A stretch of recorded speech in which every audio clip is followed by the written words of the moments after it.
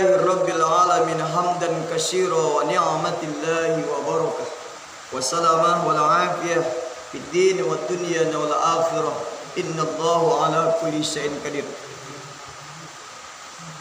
Tentu kita bersyukur kepada Allah Rabbi Zat Wajibal Wujud yang telah memberikan kepada kita kesehatan, kesempatan untuk melakukan ibadah. InsyaAllah kita diberkahi oleh Allah Ta'ala. Amin. Amin. Salawat dan salam kepada junjungan Nabi kita Muhammad sallallahu alaihi wasallam. Allahumma salli ala Muhammad. Allahumma salli ala Sayyidina Muhammad. Ya, sama-sama. Allahumma salli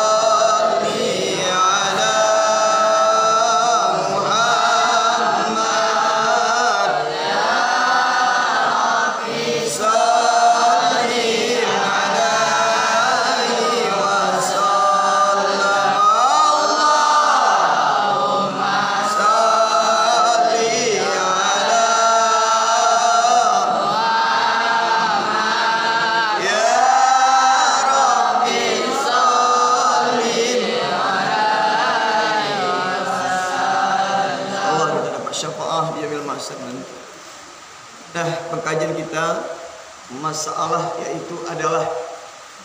yaitu berakhlakul karimah kepada guru, menghormati guru. Guru adalah seorang yang memberikan ilmu kepada kita, tetapi bergurulah kepada orang yang bersyariat.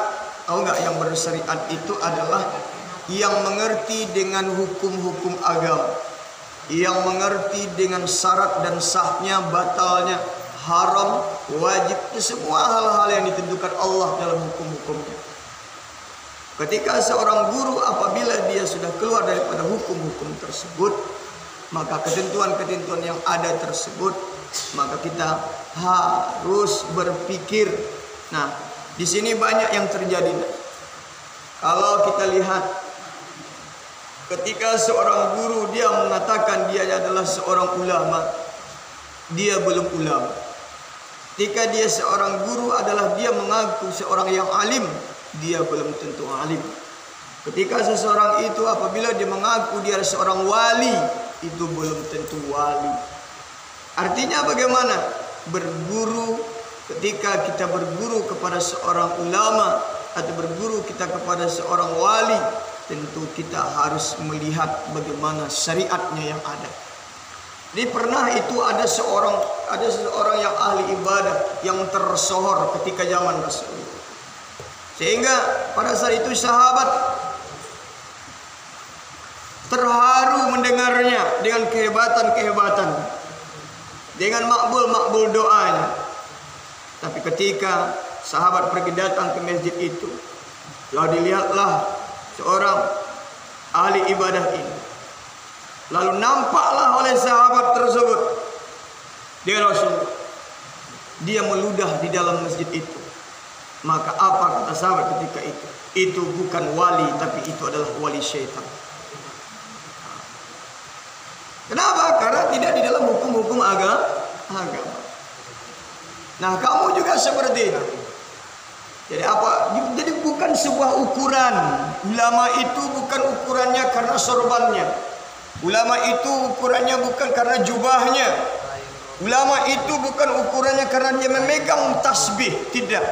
Tetapi ada ulama-ulama itu dia bersorban, ada dia ulama itu dia berjubah, ada ulama itu pakai tasbih kemana-mana, ada. Tapi ada juga ulama itu yang biasa-biasa saja. Kadang berbaju kaos saja, kadang bajunya cuma robek-robek saja. Tapi syariatnya, hukum agamanya kuat, ibadahnya kuat, menurut aturan-aturan agama. Jadi kan banyak itu kadang-kadang orang mengaku dirinya wali. Wali apa? Wali setan. Padahal di dalam hukum-hukum yang ada, orang-orang yang sudah diakui dia adalah wali, bukan dia sendiri mengatakan dia wali, Seandainya orang tahu sudah banyak dia jadi bahwasanya dia wali, umurnya itu akan pendek. Jadi para wali-wali itu akan menutupi dirinya itu wali. Kadang-kadang tingkahnya, tetapi syariatnya tetap. Tingkahnya itu kadang-kadang tidak masuk dengan akal. Kayak wali itu begitu, nak. Tahu wali? Wali itu kata Allah, inna waliyallah la khaufun wa lahum la yahzanun. Sesungguhnya yang para yang diangkat oleh Allah, para wali itu dia tidak pernah menghiraukan yang lain. Dia tidak pernah menghiraukan ini dan itu. La takhaf wa la tahzan. Inna waliyallahu la khaufun wa lahum la yahzanun. Dia tidak pernah takut, dia tidak pernah gelisah, dia tidak pernah resah. Itu adalah wali. Kalau tidak seperti itu, jangan mengaku-ngaku wali. Jangan dianggap dia adalah seorang wali. Itu adalah kuali. Ya, jadi yang dikatakan wali itu orang yang mempunyai ilmu tinggi, dia melakukan ibadah secara syariat dan dia tidak meninggalkan kewajiban-kewajibannya kepada Allah. Itu yang begitu. Nah, satu yang kedua, wali-wali itu dia mempunyai pangkat-pangkat. Yang di atas paling tertinggi wali itu siapa? Nabi Allah Khidir dengan Nabi Ilyas. Nabi Khidir itu tugasnya yaitu di daerah bagian laut semuanya, bagian-bagian air. Nah, itu Nabi Khidir. Kalau Nabi Ilyas di bagian darat-darat. Nah, begitu. Kalau Nabi Khidir ini bisa kadang-kadang dia menyerupai seperti manusia, kadang-kadang dia tersebut seperti pakai baju cupang-camping cuma. Kadang datang dia bertemu dengan seorang ulama. Dia biasa-biasa saja pakaiannya. Tapi ada sebagian pakaiannya itu hijau, Khidir. Nabi Ilyas juga begitu. Jadi kalau wali ini bukan sembarang, nak. Wali ini memang betul-betul diangkat oleh Allah. Nah, di bawah wali itu ada namanya Gaus, pangkatnya. Ada namanya Sultan Aulia. Yang Gaus ini di mana? Gaus itu. Jadi yang ini biasa sampaikan. Yang saya sampaikan pangkat-pangkat wali itu boleh kita tahu. Angkian, Nujuba, Rukuba, Halpian, Autad, Ibidal, Kutubal Kotab, Gaus, Paukal Ka'batullah. Gitu. Itu pangkat-pangkat wali. Tahu kamu wali? Pernah bertemu dengan wali? Ini mengaku-ngaku wali. Jadi kita tidak bisa mengkultus seseorang itu wali. Oh, ini adalah wali, ini adalah wali. Ketika dia sudah meninggal dulu baru ketahuan dia wali. Begitu, nak. Nah, jadi kita di sini tuh makanya kita beradab kepada guru dengan adanya kita menghormati para orang alim, orang-orang yang tahu dengan agama, anak santri itu, anak-anak orang yang berilmu agama itu bukan hanya sekedar dia tahu ilmu dengan ilmu yang biasa-biasa saja. Ilmu luar biasa pun harus dia tahu. Luar biasa itu bagaimana? Yang diberikan oleh Allah Ta'ala kepada mereka, namanya ma'unnah.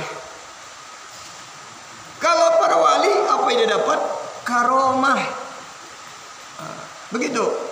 Kalau wali karomah itu makanya Nabi mempunyai Nabi dan Rasul mukjizat. Bagi Nabi mukjizat ini kadang-kadang ada orang biasa-biasa saja setelah Nabi Muhammad mengatakan dapat mukjizat. Mukjizat apa? Mukjizat itu khusus bagi Nabi dan Rasul. Di bawah lagi nanti ada kelebihan-kelebihan. Itu namanya dikasih oleh Allah Ta'ala, namanya karomah. Di bawah karomah itu namanya ma'unah. Di bawah orang awam biasa itu namanya kelebihan. Begitu.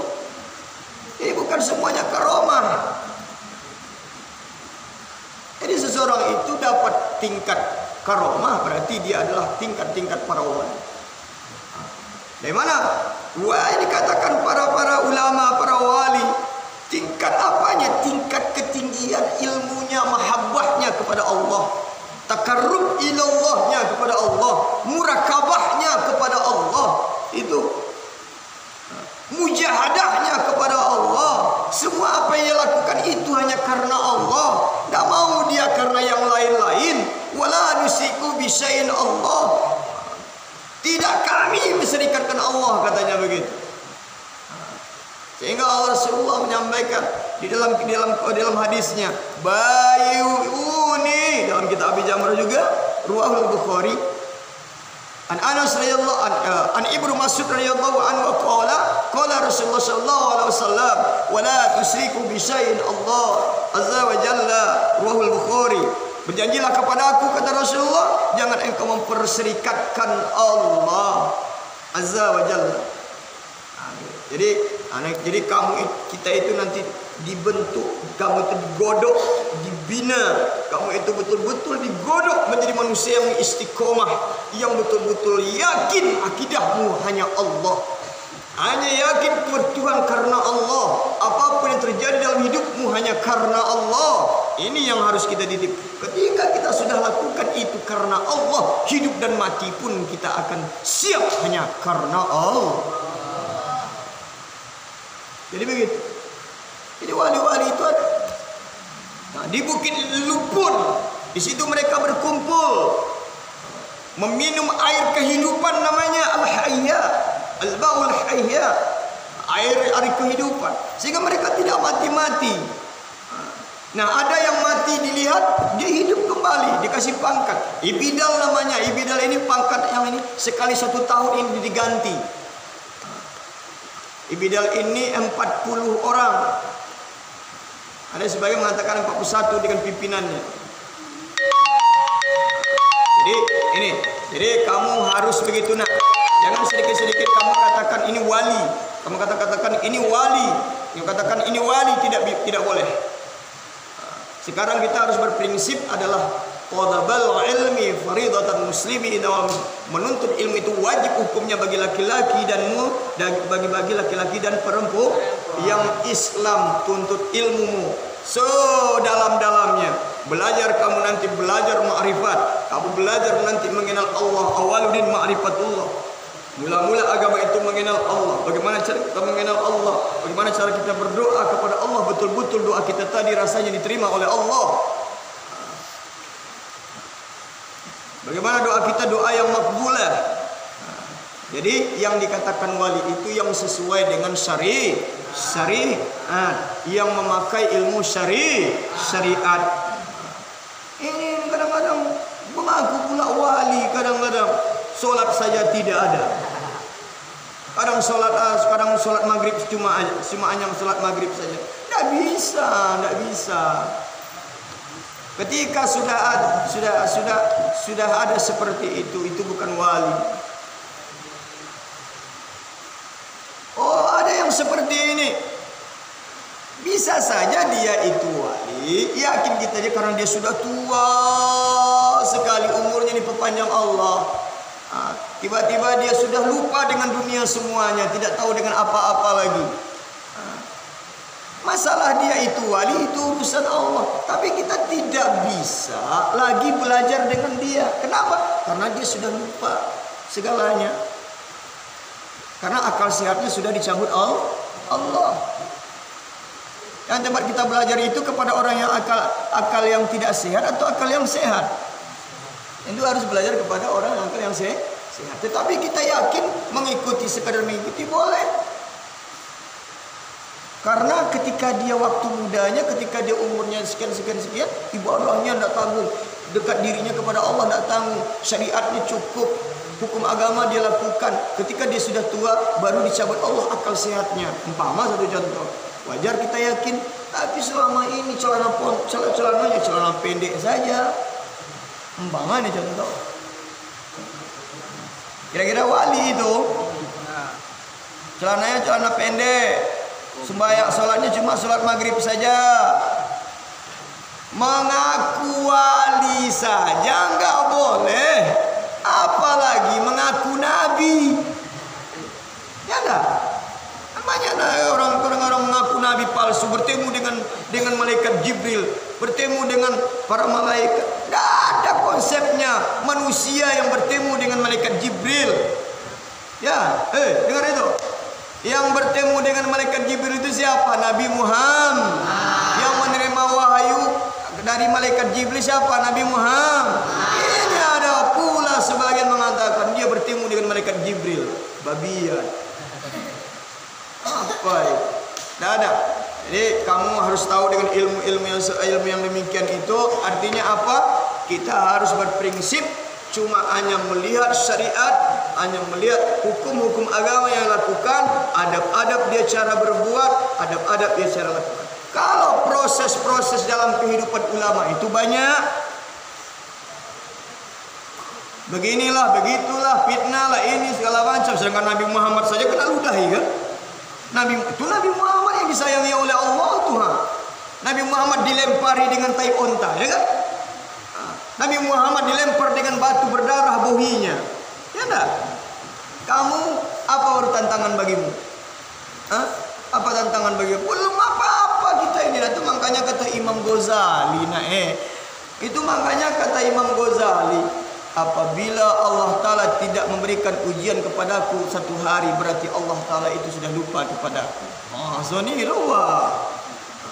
Kalau kita jangan diuji-uji saya ya Allah, saya belum mampu. Itu pula.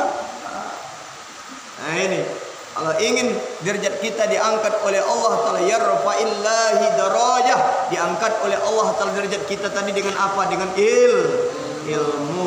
ilmu kita punya, Allah akan angkat derajat kita. Wallahu a'lam bishawab. Akhirul kalam ini subhanaka Allahumma wa bihamdika asyhadu an la ilaha illallah astaghfiruka wa atubu ilaih. Assalamualaikum warahmatullahi wabarakatuh. Hamdan katsir. Alhamdulillah.